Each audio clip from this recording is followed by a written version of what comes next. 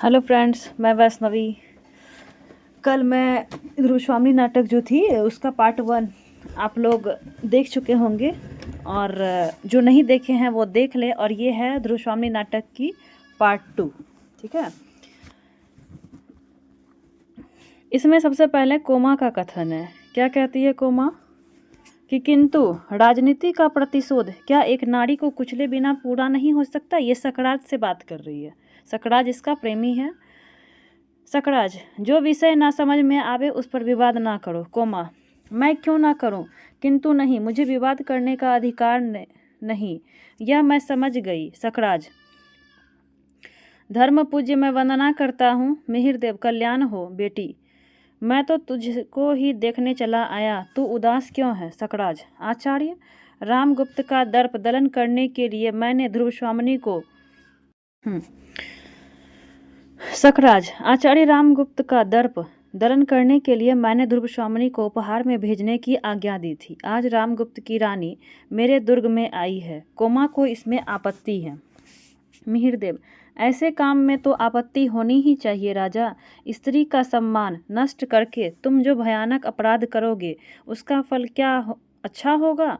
और भी यह अपनी भावी पत्नी के प्रति तुम्हारा अत्याचार होगा। सकराज, भावी पत्नी? मिहिरदेव, अरे क्या तुम इस क्षणिक सफलता से प्रमत्त हो जाओगे? क्या तुमने अपने आचार्य की प्रति पालिता कुमारी के साथ स्नेह का संबंध नहीं स्थापित किया है? क्या इसमें भी संदेह है? राजा, स्त्रियों का स्नेह विश्वास भंग कर देना कोमल तंतु को तोड़ने से भी सहज है, परंतु सावधान होकर उसके परिणाम को भी सोच लो। सकराज, मैं समझता हूँ कि आप मेरे राजनीतिक कामों में हस्तक्षेप ना करें तो अच्छा हो। मिहिरदेव, राजनीति ही मनुष्य के लिए सब कुछ नहीं है। राजनीति के पीछे नीति से भी हाथ ना धो बैठो, जिसका विश्व मानव के साथ व्यापक संबंध है। राजनीति की साधारण छल्लाओं से सफलता प्राप्त करके क्षण भर के लिए तुम अपने को चतुर समझ लेने की भूल कर सकते हो, परंतु इस भीषण संसार में एक प्रेम करने वाले हृदय को खो देना सबसे बड़ी हानि है। सकराज, दो प्यार करने वाले हृदयों के बीच में स्वर्गीय ज्योति का निवास है। सकराज, बस बहुत हो चुका। आपके महत्व की भी एक सीमा होगी। अब आप यहाँ से नहीं जाते हैं, मैं ही चला जाता हूँ। मिहिरदेव, चल कोमा, हम लोगों को लताओं, वृक्षों और चट्टानों से छाया और सहानुभूति मिलेगी। इस दुर्ग से बाहर चल। कोमा, पिताजी? तो कोमा के पिताजी हैं ये मिहिरदेव। मिहिरदेव, बेटी, हृदय को संभाल, कष्ट सहन करने के लिए प्रस्तुत हो जा। प्रताड़ना में बड़ा मोह होता है, उसे छोड़ने को मन नहीं करता। कोमा, छल का बहिरंग सुंदर होता है, विनित और आकर्षक भी, पर दुखदाई, और हृदय को बेधने के लिए इस बंधन को तोड़ डाल। कोमा, तोड़ डालूं पिताजी? मैंने जिसे अपने आंसुओं से सींचा वही दुलार भरी बल्लड़ी मेरे आंख बंद कर चलने में मेरे ही पैरों से उलझ गई है। दे दूं एक झटका, उसकी हरी हरी पत्तियां कुचल जाए और वह छिन्न होकर धूल में लौटने लगे ना, ऐसी कठोर आज्ञा ना दो। मिहिरदेव, यहाँ तेरी भलाई होती तो मैं चलने के लिए ना कहता। हम लोग अखरोट की छाया में बैठेंगे, झरनों के किनारे दाख के कुंजों में विश्राम करेंगे।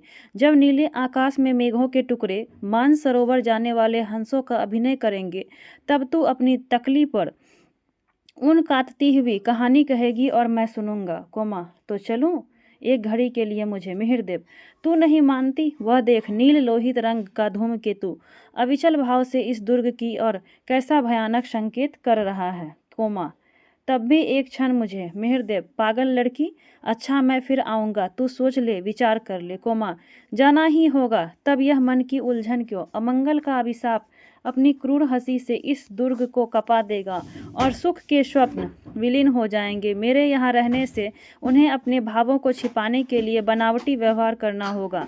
पग पग पर अपमानित होकर मेरा हृदय उसे सह नहीं सकेगा। तो चलूं? यह ठीक है। पिताजी ठहरिए, मैं आती हूँ। सकराज, कोमा, जाती हूँ राजा। सकराज, कहाँ? आचार्य के पास। मालूम होता है कि वे बहुत ही दुखी होकर चले गए हैं। कोमा, धूमकेतु को दिखाकर उन्होंने मुझसे कहा है कि तुम्हारी दुर्ग में रहने से अमंगल होगा। सकराज, ओह, भयावनी पूछ वाला धूमकेतु, आकाश का उच्च श्रृंखल पर्यटक, नक्ष त्रिलोक का अभिशाप। कोमा, आचार्य को बुलाओ, वे जो आदेश देंगे वही मैं करूँगा। इस अमंगल की शांति होनी चाहिए। कोमा, वे बहुत चिढ़ गए हैं, अब उनको प्रसन्न करना सहज नहीं है। वे मुझे अपने साथ लिवा जाने के लिए मेरी प्रतीक्षा करते होंगे। सकराज, कोमा तुम कहाँ जाओगी? कोमा, पिताजी के साथ। सकराज, और मेरा प्यार, मेरा स्नेह सब भुला दोगी? इस अमंगल की शांति करने के लिए आचार्य को ना समझाओगी? कोमा, प्रेम का नाम न लो। कोमा की पंक्ति है, इंपॉर्टेंट पंक्ति है, ये मैं हाईलाइट नहीं कर पाई, इम्पॉर्टेंट है, कोमा की है कि प्रेम का नाम न लो, वह एक पीड़ा थी जो छूट गई, उसकी कसक भी धीरे धीरे दूर हो जाएगी। राजा, मैं तुम्हें प्यार नहीं करती, मैं तो दर्प से दीप्त तुम्हारी महत्वमयी पुरुष मूर्ति की पुजारिन थी, जिसमें पृथ्वी पर अपने पैरों से खड़े रहने की दृढ़ता थी। इस स्वार्थ मलिन कलुष से भरी मूर्ति से मेरा परिचय नहीं। अपने तेज की अग्नि में जो सब कुछ भस्म कर सकता हो, उस दृढ़ता का आकाश के नक्षत्र कुछ बना बिगाड़ नहीं सकते। तुम आशंका मात्र से दुर्बल, कंपित और भयभीत हो। शकराज, भयानक? कोमा, मुझे बचाओ। कोमा, जाती हूँ महाराज, पिताजी मेरी प्रतीक्षा करते होंगे। प्रहरी, महाराज, ध्रुव स्वामिनी ने पूछा है कि एकांत हो तो आऊं, यानी ये अकेले मिलना चाहती है। ध्रुव स्वामिनी सकराज से। सकराज, हाँ, कह दो कि यहाँ एकांत है, और देखो यहाँ दूसरा कोई ना आवे। सकराज, तो इसका कोई उपाय नहीं? न जाने क्यों मेरा हृदय घबरा रहा है। कोमा को समझा बुझा कर ले आना चाहिए, किंतु इधर ध्रुव स्वामिनी जो आ रही है, तो भी देखूं यदि कोमा प्रसन्न हो जाए। स्त्री वेश में चंद्रगुप्त आगे और पीछे, ध्रुव स्वामिनी स्वर्ण खचित उत्तरीय में सब अंग छिपाए हुए आती है, केवल खुले मुंह पर सन्न चेष्टा दिखाई देती है। चंद्रगुप्त, तुम आज कितनी प्रसन्न हो। ध्रुव स्वामिनी, और तुम क्या नहीं। चंद्रगुप्त, मेरे जीवन निशीथ का ध्रुव नक्षत्र इस घोर अंधकार में अपनी स्थिर उज्ज्वलता से चमक रहा है। आज महोत्सव है ना।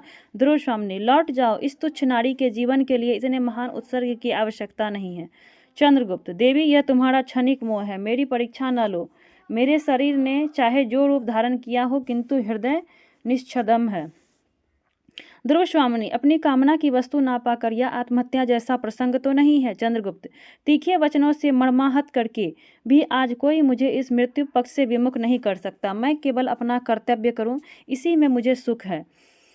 सकराज, मैं किसको रानी समझूं? रूप का ऐसा तीव्र आलोक नहीं मैंने कभी नहीं देखा था। इसमें कौन? ध्रुव स्वामिनी है, यानी दोनों आ गई है, एक ध्रुव स्वामिनी और जो ये ध्रुव स्वामिनी का वेश धर के जो आया था चंद्रगुप्त। ठीक है, ध्रुव स्वामिनी, यह मैं आ गई हूँ। चंद्रगुप्त, सकराज को तुम धोखा नहीं दे सकती हो। ध्रुव स्वामिनी कौन है, यह एक अंधा भी बता सकता है। यानी दोनों में उसको कन्फ्यूजन होने लगता है सकराज को कि ध्रुव स्वामिनी ये है या वो है, दोनों तो सुंदर ही थी। तो ध्रुव स्वामिनी, चंद्रे, तुमको क्या हो गया है? यहाँ आने पर तुम्हारी इच्छा रानी बनने की हो गई है, या मुझे सकराज से बचा लेने के लिए यह तुम्हारी स्वाभाविक स्वामी भक्ति है? चंद्रगुप्त, कौन जाने, तुम ही ऐसा कर रही, यानी दोनों आपस में बहस कर रहा है। ये लोग कन्फर्म नहीं कर पा रहा है कि तुम ध्रुव स्वामिनी हो या मैं ध्रुव स्वामिनी हूँ।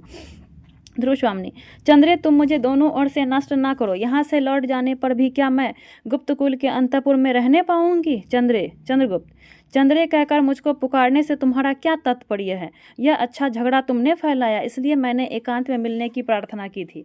ध्रुव स्वामिनी, तो क्या मैं यहाँ भी छली जाऊंगी? सकराज, ठहरो, क्या चिंता यदि मैं दोनों को ही रानी समझ लूं? ध्रुव स्वामिनी, चंद्रगुप्त, हैं? सकराज, क्यों, इसमें क्या बुरी बात है? चंद्रगुप्त, जी नहीं, यह नहीं हो सकता। ध्रुव स्वामिनी कौन है, पहले इसका निर्णय होना चाहिए। ध्रुव स्वामिनी, चंद्रे, मेरे भाग्य के आकाश में धूमकेतु सी अपनी गति बंद करो। ये ध्रुव स्वामिनी की पंक्ति है। ठीक है, वो चंद्रगुप्त भी ना उसके साथ रहता है, ये दोनों आया हुआ है, तो वो भी ध्रुव स्वामिनी के वेश में आया है, तो यहाँ सकराज को कन्फ्यूजन हो रहा है। तो ये ध्रुव स्वामिनी उसको बोलती है कि चंद्रे, यानी चंद्रगुप्त को, चंद्रे, मेरे भाग्य के आकाश में धूमकेतु सी अपनी गति को बंद करो। ये भी इंपॉर्टेंट पंक्ति ही है। सकराज, ओ भयानक। चंद्रगुप्त, सुनिए। ध्रुव स्वामिनी, चंद्रगुप्त, इस धमकी से तो कोई लाभ नहीं है। ध्रुव स्वामिनी, तो फिर मेरा और तुम्हारा जीवन मरण साथ ही होगा। ये भी इंपॉर्टेंट पंक्ति ध्रुव स्वामिनी की ही है। चंद्रगुप्त, तो डरता कौन है? सकराज, यह क्या है, तुम लोग यह क्या कर रही हो? ठहरो, आचार्य ने ठीक कहा है, आज शुभ मुहूर्त नहीं है। मैं विश्वसनीय व्यक्ति को बुलाकर इसका निश्चय कर लूंगा, आज तुम लोग विश्राम करो। ध्रुव स्वामिनी, नहीं, इसका निश्चय तो आज ही होना चाहिए। सकराज, मैं कहता हूँ ना। चंद्रगुप्त, वाहरे कहने वाले। सकराज, यह तुम कौन प्रवंचक? चंद्रगुप्त, मैं हूँ चंद्रगुप्त, तुम्हारा काल। मैं अकेला आया हूँ, तुम्हारी वीरता की परीक्षा लेने। सावधान, तो यहाँ पे दूसरी अंक जो है वो हमारी समाप्त हो गई है और यहाँ से अब तीसरी अंक हमारी प्रारंभ हो चुकी है। तृतीय अंक, शक दुर्ग के भीतर एक प्रकोष्ठ, 3 मंचों में 2 खाली और एक ध्रुवस्वामिनी पाद पीठ के ऊपर बाएं पैर का दाहिना पैर रखकर अधरों से उंगली लगाए चिंता में निमग्न बैठी है। बाहर कुछ कोलाहल होता है। सैनिक, महादेवी की जय हो। ध्रुवस्वामिनी, क्या? सैनिक, विजय का समाचार सुनकर राजाधिराज भी दुर्ग में आ गए हैं।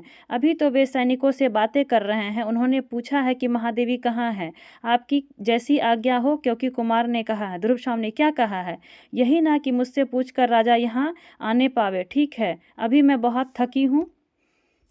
और सुनो तो, तुमने यह नहीं बताया कि कुमार के घाव अब कैसे हैं? सैनिक, घाव चिंताजनक नहीं है, उन पर पट्टियाँ बांध चुकी हूँ।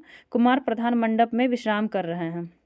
ध्रुवस्वामिनी, अच्छा जाओ। मंदाकिनी, भाभी बधाई है। नहीं नहीं महादेवी, क्षमा कीजिए। ध्रुवस्वामिनी, मंदा, भूल से ही तुमने आज एक प्यारी बात कह दी। उसे क्या लौटा लेना चाहती हो? आह, यदि वह सत्य होती। तो इसमें 3 जो स्त्री पात्र थी, ध्यान रखेंगे। जो ये मंदाकिनी है वो रामगुप्त और चंद्रगुप्त की बहन थी, ठीक है। और ध्रुवस्वामिनी उसकी कौन लगी? भाभी लगी, ठीक है। और कोमा जो थी वो सकराज की प्रेमिका थी। मंदाकिनी, क्या इसमें भी संदेह है? ध्रुवस्वामिनी, मैं तो संदेह का इंद्रजाल ही दिखलाई पड़ रहा है। मैं ना तो महादेवी हूँ और ना तुम्हारी भाभी। पुरोहित, तब मैं क्या करूं? मंदाकिनी, क्यों, आपको कुछ कहना है क्या? पुरोहित, ऐसे उपद्रवों के बाद शांति कर्म होना आवश्यक है, इसलिए मैं स्वतिष्ठियन करने आया था, किंतु आप तो कहती हैं कि मैं महादेवी नहीं हूँ। ध्रुवस्वामिनी, पुरोहित जी, मैं राजनीति नहीं जानती, किंतु इतना समझती हूँ कि जो रानी शत्रु के लिए उपहार में भेज दी जाती है वह महादेवी की उच्च पदवी से पहले ही वंचित हो गई होगी। मंदाकिनी, किंतु आप तो भाभी होना अस्वीकार करती हैं। ध्रुवस्वामिनी, भाभी कहने का तुम्हें रोग हो तो कह लो, क्योंकि इन्हीं पुरोहितों जी ने उस दिन कुछ मंत्रों को पढ़ा था। उस दिन के बाद मुझे कभी राजा से सरल संभाषण करने का अवसर ही ना मिला। हाँ, न जाने मेरे किस अपराध पर संदिग्ध चित्त होकर उन्होंने जब मुझे निर्वासित किया, तभी मैंने उनसे अपने स्त्री होने के अधिकार की रक्षा की भीख मांगी थी, वह भी न मिली, और मैं बलि पशु की तरह अकरुण आज्ञा की डोरी में बंधी हुई शक दुर्ग में भेज दी गई। तब भी तुम मुझे भाभी कहना चाहती हो? मंदाकिनी सिर झुकाकर, यह गढ़हित और गलानीजनक प्रसंग है। पुरोहित, यह मैं क्या सुन रहा हूँ? मुझे तो यह जानकर प्रसन्नता हुई थी कि वीर रमणी की तरह अपने साहस के बल पर महादेवी ने इस दुर्ग पर अधिकार किया है। ध्रुवस्वामिनी, आप झूठ बोलते हैं। पुरोहित, मैं और झूठ? ध्रुवस्वामिनी, हाँ, आप और झूठ नहीं, स्वयं आप ही मिथ्या हैं। पुरोहित हंसकर, क्या आप वेदांत की बात कहती हैं? तब तो संसार मिथ्या है ही। ध्रुवस्वामिनी, संसार मिथ्या है या नहीं यह तो मैं नहीं जानती, परंतु आपका कर्मकांड और शास्त्र क्या सत्य है जो सदैव रक्षणीय स्त्री की यह दुर्दशा हो रही है? पुरोहित, बेटी तुम ही बताओ, यह मेरा भ्रम है या महादेवी का रोष? ध्रुवस्वामिनी, रोष है, हाँ, मैं रोष से जली जा रही हूँ। इतना बड़ा उपहास, धर्म के नाम पर स्त्री की आज्ञाकारिता की यह पैशाचिक परीक्षा मुझसे बलपूर्वक ली गई है। पुरोहित, तुमने जो मेरा राक्षस विवाह कराया है उसका उत्सव भी कितना सुंदर है। यह जनसंहार देखो, अभी उस प्रकोष्ठ में रक्त से सनी हुई सकराज की लोथ पड़ी है। कितने ही सैनिक दम तोड़ते होंगे, और इस रक्त धारा में तीरती हुई मैं राक्षसी सी सांस ले रही हूँ। तुम्हारा स्वत्ययन मुझे शांति देगा। मंदाकिनी, आर्य, आप बोलते क्यों नहीं? आप धर्म के नियामक हैं। जिन स्त्रियों को धर्म बंधन में बांधकर उनकी सम्मति के बिना आप उनका सब अधिकार छीन लेते हैं, तब क्या धर्म के पास कोई प्रतिकार, कोई संरक्षण नहीं रख छोड़ते जिससे वे स्त्रियां अपनी आपत्ति में अवलंब मान सकें? क्या भविष्य के सहयोग की कोरी कल्पना से उन्हें आप संतुष्ट रहने की आज्ञा देकर विश्राम ले लेते हैं? पुरोहित, नहीं, स्त्री और पुरुष का परस्पर विश्वासपूर्वक अधिकार, रक्षा और सहयोग ही तो विवाह कहा जाता है। यदि ऐसा ना हो तो धर्म और विवाह क्या है? खेल है। ये पुरोहित की पंक्तियां ध्यान रखेंगे। ध्रुवस्वामिनी, खेल हो या ना हो, किंतु एक क्लीबपति के द्वारा प्रत्यक्षता नारी का मृत्यु मुख में जाना ही मंगल है। उसे स्वत्ययन और शांति की आवश्यकता नहीं। पुरोहित, यह मैं क्या सुन रहा हूँ? विश्वास नहीं होता। यदि ये बातें सत्य हैं तो तब तो मुझे फिर से एक बार धर्मशास्त्र को देखना पड़ेगा। ध्रुवस्वामिनी, तुम लोग कौन है? कोमा, मैं पराजित शक जाति की एक बालिका हूँ। यानी अब कोमा और ध्रुव स्वामिनी की बात होगी। ध्रुव स्वामिनी और कोमा, और मैंने प्रेम किया था। ध्रुव स्वामिनी, इस घोर अपराध का तुम्हें क्या दंड मिला? कोमा, वही जो स्त्रियों को प्रायः मिला करता है, निराशा, निष्पीड़न और उपहास। रानी, मैं तुमसे भीख मांगने आई हूँ। ध्रुव स्वामिनी, शत्रुओं के लिए मेरे पास कुछ नहीं है, अधिक हट करने का दंड मिलना भी असंभव नहीं। मिहिर देव, पागल लड़की, हो चुका ना, अब भी तू ना चलेगी। मंदाकिनी, तुम चाहती क्या हो? कोमा, रानी तुम भी स्त्री हो। अब ये मंदाकिनी और कोमा में बात हो रही है। अब इसको समझा रही है कि रानी तुम भी स्त्री हो, क्या स्त्री की व्यथा ना समझोगी? आज तुम्हारी विजय का अंधकार तुम्हारे शाश्वत स्त्रीत्व को ढक ले, किंतु सबके जीवन में एक बार प्रेम की दीपावली जलती है, जली होगी अवश्य तुम्हारे भी जीवन में। ये कोमा की पंक्ति थी, बहुत इंपॉर्टेंट पंक्ति है ये। जीवन में वह आलोक का महोत्सव आया होगा जिसमें हृदय को पहचानने का प्रयत्न करता है, उदार बनता है और सर्वस्व दान देने का उत्साह रखता है। मुझे सकराज का सब चाहिए, यानी उसका जो मृत्यु हो चुका है ना, सकराज को मार दिया है चंद्रगुप्त, तो ये बोलती है कि हमको उसका सब चाहिए। ध्रुव स्वामिनी, जलो, प्रेम के नाम पर जलना चाहती हो तो तुम सबको ले जाकर जलो। जीवित रहने पर मालूम होता है कि तुम्हें अधिक शीतलता मिल चुकी है। अवश्य तुम्हारा जीवन धन्य है, इसे ले जाने दो। मंदाकिनी, स्त्रियों के इस बलिदान का भी कोई मूल्य नहीं। कितनी असहाय दशा है। अपने निर्बल और अवलंब खोजने वाले हाथों से यह पुरुषों के चरणों को पकड़ती है और वह सदैव ही इनको तिरस्कार, घृणा और दुर्दशा की भिक्षा से उपकृत करता है, तब भी यह क्या बावली मानती है?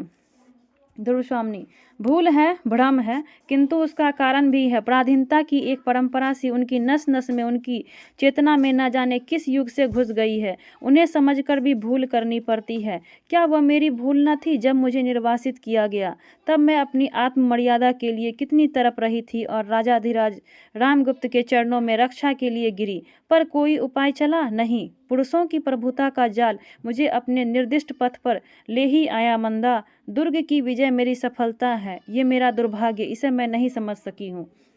राजा से मैं सामना करना नहीं चाहती। पृथ्वी तल से जैसे एक साकार घृणा निकलकर मुझे अपने पीछे लौट चलने का संकेत कर रही है। क्यों? क्या यह मेरे मन का कलुष है? क्या मैं मानसिक पाप कर रही हूँ? मंदाकिनी, नारी हृदय जिसके मध्य बिंदु से हटकर शास्त्र का एक मंत्र कील की तरह गर गया है और उसे अपने सरल प्रवर्तन चक्र में घूमने से रोक रहा है, निश्चय ही वह कुमार चंद्रगुप्त की अनुरागिनी है। चंद्रगुप्त कौन? मंदा। मंदाकिनी, अरे कुमार, अभी थोड़ा विश्राम करते।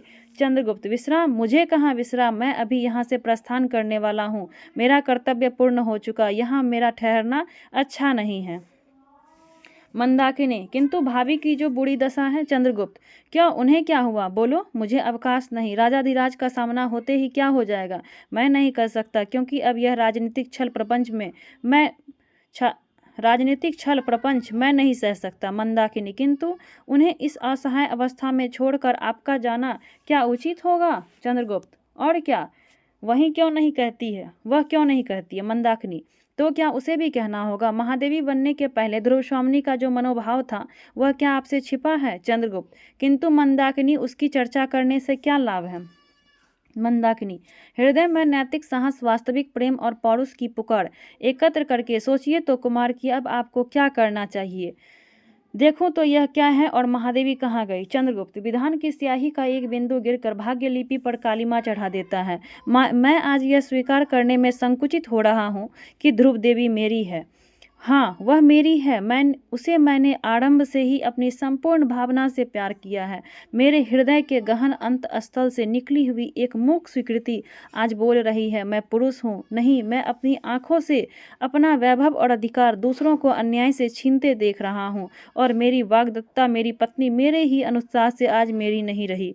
नहीं, यह सील का कपट, मोह और प्रवंचना है। मैं जो हूँ वही तो नहीं स्पष्ट रूप से प्रकट कर सका। यह कैसी विडंबना है। विनय के आवरण में मेरी कायरता अपने को कब तक छिपा सकेगी? मंदाकिनी, सकराज का सब लेकर जाते हुए आचार्य और उसकी कन्या का राजाधिराज के साथ ही सैनिकों ने वध कर डाला। ध्रुव स्वामिनी, सामंत कुमार, स्वामिनी, आपकी आज्ञा के विरुद्ध राजाधिराज ने निरीह शकों का संहार करवा दिया है। ध्रुव स्वामिनी, फिर आप लोग इतने चंचल क्यों है? राजाओं को आज्ञा देनी चाहिए और प्रजा को नतमस्तक होकर उसे मानना होगा। सामंत कुमार, किंतु अब वह असहाय है। राजसत्ता के अस्तित्व की घोषणा के लिए इतना भयंकर प्रदर्शन, मैं तो कहूँगा इस दुर्ग में आपकी आज्ञा के बिना राजा का आना अन्याय है। ध्रुवस्वामिनी, मेरे वीर सहायकों, मैं तो स्वयं एक परित्यक्ता और हतभागिनी स्त्री हूँ। मुझे तो अपनी स्थिति की कल्पना से भी क्षोभ हो रहा है। मैं क्या कहूँ सामंत कुमार, मैं सच कहता हूँ, रामगुप्त जैसे राजपद को कलुषित करने वाले के लिए मेरे हृदय में तनिक भी श्रद्धा नहीं है। विजय का उत्साह दिखाने यहाँ वे किस मुँह से आए जो हिंसक, पाखंडी, छिव और क्लीब है। रामगुप्त, क्या कहा? फिर से तो कहना। यानी रामगुप्त भी जो है ना यहाँ आ गया है। सामंत कुमार, गुप्त काल के गौरव को कलंक कालिमा के सागर में निमज्जित करने वाले शिखर स्वामिनी, चुप रहो।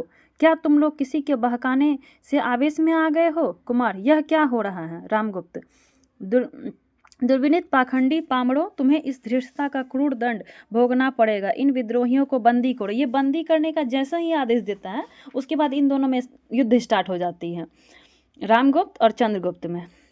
ध्रुवस्वामिनी, कुमार, मैं कहती हूँ कि तुम प्रतिवाद करो। किस अपराध के लिए यह दंड ग्रहण कर रहे हो? रामगुप्त, कुचक्र करने वाले क्या बोलेंगे? ध्रुवस्वामिनी, और जो लोग बोल सकते हैं, जो अपनी पवित्रता की दुदुम्भी बचाते हैं, वे सबके सब साधु होते हैं ना? कुमार, तुम्हारी जिह्वा पर कोई बंधन नहीं। कहते क्यों नहीं कि मेरा यह अपराध है कि मैंने कोई अपराध नहीं किया? रामगुप्त, महादेवी। ध्रुवस्वामिनी, झटक दो इन लोह श्रृंखलाओं को, यह मिथ्या ढोंग कोई नहीं सहेगा। तुम्हारा क्रोध दुर्देव भी नहीं। रामगुप्त, महादेवी चुप रहो। ध्रुवस्वामिनी, कौन महादेवी? राजा, क्या अब भी मैं महादेवी ही हूँ जो सकराज की सैया के लिए कृतदासी की तरह भेजी गई हो? वह भी महादेवी है? आश्चर्य। शिखर स्वामिनी, देवी, इस राजनीतिक चातुरी में जो सफलता। ध्रुवस्वामिनी, चुप रहो। प्रवंजना के पुतले, स्वार्थ के घृणिक प्रवंच, चुप रहो। क्योंकि ये इसका विवाह करवाया था इसलिए इसको ऐसे बोल रही है। रामगुप्त, तो तुम महादेवी नहीं हो ना? ध्रुवस्वामिनी, नहीं, मनुष्य की दी हुई उपाधि मैं लौटा देती हूँ। रामगुप्त, और मेरी सधर्मिनी? ध्रुवस्वामिनी, धर्म ही इसका निर्णय करेगा। रामगुप्त, क्या इसमें भी संदेह है? ध्रुवस्वामिनी, उसे अपने हृदय से पूछिए कि क्या मैं वास्तव में सधर्मिनी हूँ? पुरोहित, नहीं, मैं नहीं जाऊंगा। प्राणी मात्र के अंतःस्थल में जागृत रहने वाले महान विचारक धर्म की आज्ञा मैं न टाल सकूंगा। अभी जो प्रश्न अपनी गंभीरता की में भीषण होकर आप लोगों को विचलित कर रहा है, मैं ही उसका उत्तर देने का अधिकारी हूँ। विवाह का धर्मशास्त्र से घनिष्ठ संबंध है। ध्रुवस्वामिनी, आप सत्यवादी ब्राह्मण हैं, कृपा करके बतलाइए। शिखर स्वामी, मैं समझता हूँ कि यह विवाद अधिक बढ़ाने से कोई लाभ नहीं है। ध्रुवस्वामिनी, नहीं, मेरे इच्छा इस विवाद का अंत करने की है। आज यह निर्णय हो जाना चाहिए कि मैं कौन हूँ। रामगुप्त, ध्रुवस्वामिनी, निर्लजता की भी एक सीमा होती है। ध्रुवस्वामिनी, मेरी निर्लजता का दायित्व क्लीब का पुरुष पर है, स्त्री की लज्जा लूटने वाले उस दस्यु के लिए नहीं, उस दस्यु के लिए मैं। रामगुप्त, चुप रहो। तुम्हारा पर पुरुष में अनुरक्त हृदय अत्यंत कलुषित हो गया है। तुम काल समर्पणी सी स्त्री, ओह, तुम्हें धर्म का तनिक भी भय नहीं है। शिखर, इसे भी बंदी करो। यानी जैसे ही ध्रुवस्वामिनी को बंदी करने का आदेश देता है वैसे ही युद्ध स्टार्ट हो जाती है। पुरोहित, ठहरिए महाराज, ठहरिए, धर्म की ही बात मैं सोच रहा था। शिखर स्वामी, मैं कहता हूँ कि तुम चुप न रहोगे तो तुम्हारी भी यही दशा होगी। मंदाकिनी, महाराज, पुरुषार्थ का इतना बड़ा प्रहसन, अबला पर ऐसा अत्याचार, यह गुप्त साम्राज्य के लिए शोभा नहीं देता। रामगुप्त, क्या देखते हो जी? चंद्रगुप्त, मैं भी आर्य समुद्रगुप्त का ही पुत्र हूँ। और शिखर स्वामी, तुम यह अच्छा नहीं कर रहे। अच्छी तरह से जानते हो कि मैं ही उनके द्वारा निर्वाचित युवराज भी हूँ। तुम्हारी नीचता अब असह्य है। तुम अपने राजा को लेकर इस दुर्ग से सकुशल बाहर चले जाओ। यहाँ अब मैं ही सकराज के समस्त अधिकारों का स्वामी हूँ। रामगुप्त, क्या? ध्रुवस्वामिनी, यही तो कुमार। चंद्रगुप्त, इन सामंत कुमारों को मुक्त करो। शिखर स्वामी, कुमार, इस कलह को मिटाने के लिए हम लोगों को परिषद का निर्णय माननीय होना चाहिए। मुझे आपके आधिपत्य से कोई विरोध नहीं है, किंतु सब काम विधान के अनुकूल होना चाहिए। मैं कल वृद्धों को और सामंतों को जो यहाँ उपस्थित हैं लिवा लाने जाता हूँ। पुरोहित, कुमार आसन ग्रहण कीजिए। चंद्रगुप्त, मैं अभियुक्त हूँ। शिखर स्वामी, बीती हुई बातों को भूल जाने में ही भलाई है। भाई भाई की तरह गले से लगकर गुप्त काल का गौरव बढ़ाइए। चंद्रगुप्त, अमात्य, तुम गौरव किसको कहते हो? वह है कहीं? रोग जर्जर शरीर पर अलंकारों की सजावट, मलिनता और कलुष की ढेरी पर बाहरी कुमकुम केसर का लेप गौरव नहीं बढ़ाता। कुटिलता की प्रतिमूर्ति बोलो, मेरी वाग्दत्ता पत्नी और पिता द्वारा दिए हुए मेरे सिंहासन का अपहरण किसके संकेत से हुआ है? और छल से। रामगुप्त, यह उन्मत्त प्रलाप बंद करो चंद्रगुप्त, तुम मेरे भाई ही हो, मैं तुमको क्षमा करता हूँ। चंद्रगुप्त, मैं उसे मांगता नहीं और क्षमा देने का अधिकार भी तुम्हारा नहीं रहा। आज तुम राजा नहीं हो, तुम्हारे पाप प्रायश्चित की पुकार कर रहे हैं। न्यायपूर्ण निर्णय के लिए प्रतीक्षा करो और अभियुक्त बनकर अपने अपराधों को सुनो। मंदाकिनी, यह है गुप्त कुल की वधू। रामगुप्त, मंदाकिनी, राजा का भय मंदा का गला नहीं घोट सकता। तुम लोगों को यदि कुछ भी बुद्धि होती तो इस अपनी कुल मर्यादा नारी को शत्रु के दुर्ग में यूं न भेजते। भगवान ने स्त्रियों को उत्पन्न करके, हाँ इंपॉर्टेंट पंक्ति है ये, मंदाकिनी की है, भगवान ने स्त्रियों को उत्पन्न करके ही अधिकारों से वंचित नहीं किया है, किंतु तुम लोगों की दस्यु वृत्ति ने उन्हें लूटा है। इस परिषद से मेरी प्रार्थना है कि रामगुप्त का विधान तोड़कर जिन लोगों के राज्य क्लेशित किया हो उन्हें दंड मिलना चाहिए। शिखर स्वामी, तुम क्या कह रही हो? मंदाकिनी, मैं तुम लोगों की नीचता की गाथा सुना रही हूँ। अनाड़ी, सुन नहीं सकते? तुम्हारी प्रवंचनाओं ने जिस नरक की सृष्टि की है उसका अंत समीप है। यह साम्राज्य किसका है? आर्य समुद्रगुप्त ने किसे युवराज बनाया था? चंद्रगुप्त को या क्लीब रामगुप्त को, जिसने छल और बल से विवाह करके भी इस नारी को अन्य पुरुष की अनुरागनी बताकर दंड देने के लिए आज्ञा दी है? वही रामगुप्त जिसने कापुरुषों की तरह इस स्त्री को शत्रु के दुर्ग में बिना विरोध किए भेज दिया था। तुम्हारे गुप्त साम्राज्य का सम्राट है। और यह ध्रुवस्वामिनी जिसे कुछ दिनों तक तुम लोगों ने महादेवी कहकर संबोधित किया है, वह क्या है, कौन है और उसका कैसा अस्तित्व है? कहीं धर्मशास्त्र हो तो उसका मुंह खुलना चाहिए। पुरोहित, शिखर, मुझे अब भी बोलने दोगे या नहीं? मैं राज्य के संबंध में कुछ नहीं कहना चाहता, वह तुम्हारी राजनीति जाने, किंतु इस विवाह के संबंध में तो कुछ कहना चाहिए। गुप्त काल का एक वृद्ध, कहिए देव, आप ही तो धर्मशास्त्र के मुख हैं। पुरोहित, विवाह की विधि ने देवी ध्रुवस्वामिनी और रामगुप्त को एक भ्रांतिपूर्ण बंधन में बांध दिया है। धर्म का उद्देश्य इस तरह पद दलित नहीं किया जा सकता। माता और पिता के प्रमाण के कारण धर्म विवाह केवल परस्पर द्वेष से टूट नहीं सकते, परंतु यह संबंध उन प्रमाणों से भी विहीन है। और भी, यह रामगुप्त मृत और प्रवजित तो नहीं, पर गौरव से नष्ट, आचरण से पतित और कर्मों से क्लीब है। ऐसी अवस्था में रामगुप्त का ध्रुवस्वामिनी पर कोई अधिकार नहीं। रामगुप्त, मूर्ख, तुमको मृत्यु का भय नहीं? पुरोहित, तनिक भी नहीं। ब्राह्मण केवल धर्म से भयभीत है, अन्य किसी भी शक्ति को वह तुच्छ समझता है। तुम्हारे बधिक मुझे धार्मिक सत्य कहने से रोक नहीं सकते। उन्हें बुलाओ, मैं प्रस्तुत हूँ। मंदाकिनी, धन्य हो ब्रह्मदेव। शिखर स्वामी, किंतु निर्भीक पुरोहित, तुम क्लीब शब्द का प्रयोग कर रहे हो। पुरोहित हंसकर, राजनीति दस्यु, तुम शास्त्रार्थ ना करो। क्लीब, श्री कृष्ण ने अर्जुन को क्लीब किस लिए कहा था? जिसे अपनी स्त्री को दूसरी की अंकगामिनी बनने के लिए भेजने में कुछ संकोच नहीं, वह क्लीब नहीं तो क्या है? मैं स्पष्ट कहता हूँ कि धर्मशास्त्र रामगुप्त से ध्रुवस्वामिनी के मोक्ष की आज्ञा देता है। परिषद के सब लोग, अनार्य, पतित और क्लीब रामगुप्त गुप्त साम्राज्य के पवित्र राज सिंहासन पर बैठने के अधिकारी नहीं हैं। यानी इसको मतलब यहाँ मतलब राजा नहीं बनाया जाए, ठीक है, मतलब वो तो थे ही ना, उसको हटाने की बात कर रहा है। रामगुप्त, तुम सब पाखंडी हो, विद्रोही हो। मैं अपने न्यायपूर्ण अधिकार को तुम्हारे जैसे कुत्तों के भौंकने पर ना छोड़ दूंगा। शिखर स्वामी, किंतु परिषद का विचार तो मानना ही होगा ना। रामगुप्त, शिखर, तुम भी ऐसा कहते हो? नहीं, मैं यह ना मानूंगा। ध्रुवस्वामिनी, रामगुप्त, तुम अभी इस दुर्ग के बाहर जाओ। रामगुप्त, यह परिवर्तन, तो मैं सचमुच क्लीब हूँ क्या? तो सामंत कुमार, राजाधिराज चंद्रगुप्त, अच्छा, धीरे धीरे हटता हुआ चंद्रगुप्त के पीछे पहुंचकर उसे कटार निकालकर मारना चाहता है। चंद्रगुप्त को विपन्न देखकर कुछ लोग चिल्ला उठते हैं। जब तक चंद्रगुप्त घूमता है तब तक एक सामंत कुमार रामगुप्त पर प्रहार करके चंद्रगुप्त की रक्षा कर लेता है। और क्या होता है कि रामगुप्त गिर पड़ता है और उसकी मृत्यु हो जाती है। सामंत कुमार, राजाधिराज चंद्रगुप्त की जय। परिषद बोलता है महादेवी ध्रुवस्वामिनी की जय। यहाँ पर हमारी नाटक समाप्त हो चुकी और इन दोनों का यहाँ पे क्या होता है कि विवाह करवा दिया जाता है, ठीक है। और इस नाटक से संबंधित जितनी इम्पोर्टेंट पंक्तियाँ थी, मेरी खुद की बनाई हुई नोट्स, वो मैं लेकर आई हूँ आप लोगों के लिए। देखिए क्या है। ध्रुवस्वामिनी, इसका प्रकाशन वर्ष है 1933 और इसमें कुल 3 अंक हैं और 3 दृश्य हैं। कहने का मतलब ये है कि एक अंक में 1 ही दृश्य है और इसमें पात्र जो थी वो ध्रुवस्वामिनी, मंदाकिनी और कोमा, और 2 अंक में 1 ही दृश्य है। कहने का मतलब ये है कि एक अंक में 1 ही दृश्य है और इसमें पात्र जो थी वो ध्रुवस्वामिनी, मंदाकिनी और कोमा, और 2 अंक में 1 ही दृश्य है। कहने का मतलब ये है कि एक अंक में 1 ही दृश्य है और इसमें पात्र जो थी वो ध्रुवस्वामिनी, मंदाकिनी और कोमा, तो ध्रुव स्वामिनी जो थी ये मंदाकिनी कौन हुई, उसकी ननद हुई, और ये उसको भाभी बोलती थी। कोमा थी सकराज की प्रेमिका।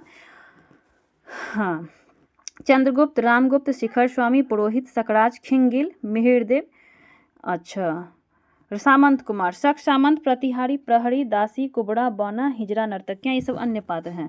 सारांश, रामचंद्र तिवारी। रामचंद्र तिवारी का कथन क्या है कि ध्रुव स्वामिनी नाटक विशाख के देवी चंद्रगुप्तम के आधार पर लिखा गया है। डॉक्टर रामचंद्र तिवारी का यह कहना था। सकराज का वध चंद्रगुप्त करता है, स्त्री वेश में शिविर में जाकर वध करता है। आप तो देखे ही कि चंद्रगुप्त ही उसका वेश किया है सकराज का, और स्त्री के वेश में गया था। ध्रुव स्वामिनी, यह तो मैं जानती हूँ, इस राजकुल के अंतःपुर में मेरे लिए न जाने कब से नीरव अपमान संचित रहा है, जो मुझे आते ही मिला है। किंतु क्या तुम जैसी दासियों से भी वही मिलेगा? अरे यह क्या मेरे भाग्य विधाता, यह कैसा इंद्रजाल! उस दिन राज महापुरोहित ने कुछ आहुतियों के बाद जो मुझे आशीर्वाद दिया था, वह क्या अभिशाप था? ध्रुव स्वामिनी की पंक्ति है, इस राजकुल में संपूर्ण मनुष्यता का एक भी निर्देशन न मिलेगा। क्या जिधर देखो कुबड़े, बौने, हिंजरे, गूंगे और बहरे हैं। मैं तो अपने प्राणों का मूल्य नहीं समझ पाती। आह, राजचक्र सबको पीसता है, पीसने दो, हम निस्सहाय को, दुर्बलों को पीसने दो। ये भी ध्रुव स्वामिनी की पंक्ति थी। उसके बाद है, आह कितनी कठोरता है मनुष्य के हृदय में, देवता को हटाकर राक्षस कहाँ से घुस आता है। कुमार की स्निग्ध, सरल और सुंदर मूर्ति को देखकर कोई भी प्रेम से पुलकित हो सकता है। रामगुप्त, जो स्त्री दूसरे के शासन में रहकर प्रेम किसी अन्य पुरुष से करती है, उसमें एक गंभीर और व्यापक रस उद्वेलित रहता होगा। वही तो नहीं जो चंद्रगुप्त से प्रेम करेगी, वह स्त्री न जाने कब चोट कर बैठे। ये रामगुप्त की पंक्ति थी। मंदाकिनी, सच है, वीरता जब भागती है तब उसके पैरों से राजनीतिक छल छंद की धूल उड़ती है। नहीं, मुझे हृदय कठोर करके अपना कर्तव्य करने के लिए यहाँ रुकना होगा, न्याय का, दुर्बल का पक्ष ग्रहण करना होगा। ध्रुव स्वामिनी, पुरुषों ने स्त्रियों को अपनी पशु संपत्ति समझकर उन पर अत्याचार करने का जो अभ्यास बना लिया है, वह मेरे साथ नहीं चल सकता। यदि तुम मेरी रक्षा नहीं कर सकते तो तुम अपने कुल मर्यादा एवं नारी का गौरव नहीं बचा सकते, तो तुम मुझे बेच भी नहीं सकते हो। हाँ, तुम लोगों की आपत्ति से बचने के लिए मैं स्वयं यहाँ से चली जाती हूँ। ध्रुव स्वामिनी की पंक्ति थी। फिर ध्रुव स्वामिनी की पंक्ति है कि मैं स्वीकार करती हूँ कि आज तक मैं तुम्हारे विलास की सहचरी नहीं हुई, किंतु वह मेरा अहंकार चूर्ण हो गया। मैं तुम्हारी होकर रहूंगी। राज्य और संपत्ति रहने पर राजा को पुरुष और बहुत सी रानियां और स्त्रियां मिलती है, किंतु व्यक्ति का मान नष्ट होने पर नहीं मिलता।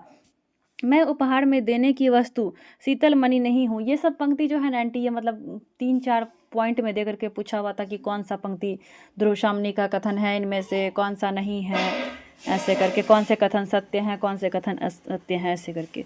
तो मैं उपहार में देने की वस्तु शीतल मणि नहीं हूँ, मुझ में रक्त की तरल लालिमा है, मेरा हृदय उष्ण है और उसमें आत्मसम्मान की ज्योति है, उसकी रक्षा मैं करूँगी। मुझे अपने अपमान में निर्वसन नग्न देखने का किसी पुरुष को अधिकार नहीं है। मुझे मृत्यु की चादर से अपने को ढक लेने दो। चंद्रगुप्त, जीवन विश्व की संपत्ति है, प्रमाद से, क्षणिक आवेश में, दुख की कठिनाई से उसे नष्ट करना तो ठीक नहीं है। मंदाकिनी, राजा अपने राष्ट्र की रक्षा करने में असमर्थ है, तब भी उस राजा की रक्षा होनी ही चाहिए। यानी जो नाटक पूरा मैं पढ़ी ना, उससे संबंधित जितने भी इंपॉर्टेंट पंक्तियाँ थी वो सब मैं एक जगह लेकर आ गई हूँ। ध्रुव स्वामिनी, कितना अनुभूतिपूर्ण था वह एक क्षण का आलिंगन, कितने कितने संतोष से भरा था। नियति से अज्ञात भाव से मानो लू से तपी हुई वसुधा को क्षितिज के निर्जन में सायकालीन शीतल आकाश से मिला दिया हो। कुमार, यह मृत्यु और निर्वासन का सुख तुम अकेले ही लोगे। सकराज, सौभाग्य और दुर्भाग्य मनुष्य की दुर्बलता के नाम है। मैं तो पुरुषार्थ को ही नियामक समझता हूँ। कोमा, किंतु राजनीति का प्रतिशोध क्या एक नारी को कुचले बिना नहीं हो सकता। मिहिरदेव, राजनीति ही मनुष्यों के लिए सब कुछ नहीं है। राजनीति के पीछे नीति से भी हाथ ना धो बैठो। जिसका विश्व मानव के साथ संबंध है, राजनीति की साधारण छलनाओं से सफलता प्राप्त करके क्षण भर के लिए तुम अपने को चतुर समझने की भूल कर सकते हो, परंतु इस भीषण संसार में एक प्रेम करने वाले हृदय को खो देना सबसे बड़ी हानि है। दो प्यार करने वाले हृदयों के बीच में स्वर्गीय ज्योति का निवास है। छल का बहिरंग सुंदर होता है, विनीत और आकर्षण भी पर सुखदायी, और हृदय को बेधने के लिए इस बंधन को तोड़ डाल। ध्रुव स्वामिनी, मैं राजनीति नहीं जानती, किंतु इतना समझती हूँ कि जो रानी शत्रु के लिए उपहार में दी जाती है, वह महादेवी की उच्च पदवी से पहले ही वंचित हो गई होगी। इतना बड़ा उपहास धर्म के नाम पर स्त्री की आज्ञाकारिता की यह पैसा चित्त परीक्षा मुझसे बलपूर्वक ली गई है। पुरोहित, तुमने जो मेरा राक्षस विवाह कराया है उसका उत्सव भी कितना सुंदर है। वह जनसंहार देखो, अभी उस प्रकोष्ठ में रक्त से सनी हुई सकराज की लोथ पड़ी है। मंदाकिनी, जिन स्त्रियों की धर्म बंधन में बांधकर उनकी सम्मति के बिना आप उनका अधिकार छीन लेते हैं, तब क्या धर्म के पास कोई प्रतिकार, कोई संरक्षण नहीं रख छोड़ते जिससे वह स्त्रियां अपने आपत्ति में अवलंब मान सके। पुरोहित, स्त्री और पुरुष की परस्पर विश्वासपूर्वक अधिकार, रक्षा और सहयोग ही तो विवाह कहा जाता है। अगर ऐसा ना हो तो धर्म और विवाह क्या है? खेल है। ध्रुवस्वामिनी, खेल हो या ना हो, किंतु एक क्लीब पति के द्वारा प्रत्यक्षता नारी का मृत्यु में जाना ही मंगल है। कुमा, रानी, तुम भी स्त्री हो, क्या स्त्री की व्यथा ना समझोगी? आज तुम्हारा विजय का अंधकार चाहे तुम्हारे शाश्वत स्त्रीत्व को ढक ले, किंतु सबके जीवन में एक बार प्रेम की दीपावली जलती है, जली होगी अवश्य तुम्हारे भी जीवन में। वह आलोक महोत्सव आया होगा। ये कोमा जो है उसको मंदाकिनी को कह रही थी। चंद्रगुप्त, मैं आज यह स्वीकार करने में भी संकुचित हो रहा हूँ कि ध्रुवस्वामिनी मेरी है। हाँ, वह मेरी है, उसे मैंने आरंभ से ही अपनी संपूर्ण भावना से प्यार किया है। मैं अपनी आंखों से अपना वैभव और अधिकार दूसरों को अन्याय से छीनते देख रहा हूँ और मेरी वाग्दत्ता पत्नी मेरे ही अनुत्साह से आज मेरी नहीं रही। पुरोहित, श्री कृष्ण ने अर्जुन को क्लीब किस लिए कहा? जिसे अपनी स्त्री को दूसरों को अंकगामिनी बनने के लिए भेजने में कुछ संकोच नहीं, वह क्लीब नहीं तो क्या है? ये पुरोहित की पंक्ति थी। मंदाकिनी, भगवान ने स्त्रियों को उत्पन्न करते ही अधिकारों से वंचित नहीं किया, किंतु तुम लोगों की दस्यु वृत्ति ने उन्हें लूटा है। मंदाकिनी की गीत थी, प्रथम अंक में भी आई हुई थी, उसके बाद कोमा की भी गीत थी, तो यहाँ मैं एक एक लाइन बस लिख के लाई हूँ, वहाँ तो पूरा गीत में पढ़ाई दी थी। यह कसक अरे आंसू सहजा, ये मंदाकिनी की गीत थी। उसके बाद कोमा का यौवन तेरी चंचल छाया। देखिए उसके बाद क्या है कि ये नाटक पर जो है ना किनका प्रभाव रहा है वो भी देखना जरूरी है। और जो आलोचनात्मक कथन जो पूछी जाती है नाटक से संबंधित, बच्चन सिंह की कथन कौन सी है, रामविलास शर्मा की कौन सी है, रामस्वरूप चतुर्वेदी की कौन सी है, शुक्ल की कौन सी है, तो वो भी बहुत ज़्यादा ही इम्पोर्टेंट है, क्योंकि परीक्षा में एक दो आलोचनात्मक कथन पूछे ही जाते हैं, चाहे वो नाटक का पूछे चाहे कहानी का पूछे, वो पूछ ही लेते हैं। पूर्ववर्ती नाटक स्वच्छंदतावादी है तो ध्रुवस्वामिनी आधा रोमांटिक और आधा यथार्थवादी। ध्रुवस्वामिनी नाटकों पर 3 नाटकों का प्रभाव है। किसका किसका प्रभाव है? तो संस्कृत के देवी चंद्रगुप्तम का प्रभाव है, रखाल दास के उपन्यास ध्रुवा का प्रभाव है, और मुंशी के ध्रुवस्वामिनी का। ठीक है, ये तीनों नाटक का प्रभाव मतलब इन पे पाया जाता है, ध्रुवस्वामिनी नाटक पे। उसके बाद है कि प्रसाद पहले नाटककार हैं जिन्होंने अपने पात्रों को स्वतंत्र व्यक्तित्व प्रदान किया है, बच्चन सिंह का कथन था। ठीक है, तो यहाँ पे हमारी ये नाटक जो थी वो पूर्ण रूपेण समाप्त हो गई, और इससे संबंधित जितनी भी इम्पॉर्टेंट पंक्तियाँ थी जो मैं खुद भी पढ़ी हूँ वो सारा चीज़ मैं आप लोगों के साथ शेयर की, और मैंने अपना पूरा 100% आप लोगों को दिया है। और आप लोग मुझे फीडबैक ज़रूर दें कि आप लोगों को मेरी क्लास कैसी लग रही है, और कोई कमी नज़र आ रही है तो कृपया वो भी मुझे बताएं कि मैम ये कमी है, आप इसे और बेहतर बनाने की कोशिश करें। अगर अच्छी लगी तो आप अपने दोस्तों के साथ शेयर करें और हमें सपोर्ट करें, ताकि मैं और अच्छे तरीके से काम कर सकूं, क्योंकि आप लोगों का फीडबैक ही जो है वो मुझे मोटिवेट करती हैं। ठीक है, थैंक यू।